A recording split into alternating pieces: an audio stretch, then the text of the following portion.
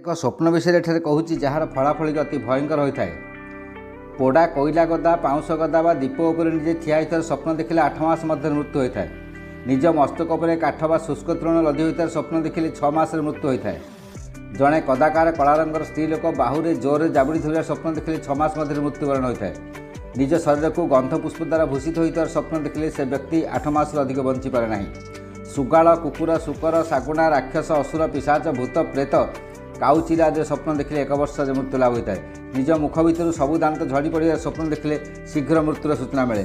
मांकड़ पीठे बसी पूर्व दिग को जाऊँ स्वप्न देखिले 5 दिन में मृत्यु लाभ होता है। गध कि महिषी पीठे बसी दक्षिण दिग को यात्रा देखिले शीघ्र मृत्यु होता है। जो व्यक्ति कौन स्त्री लोक कला बा लाल रंगर वस्त्र पिंधि तार डाहाण पटे चलुवा स्वप्न देखे तार शीघ्र मृत्यु होता है। जो व्यक्ति स्वप्न उलग्न कृषकाय फकीर को नाचिबार हसिबार क्रूर दृष्टि चाहिए देखे तार मृत्यु सन्निकट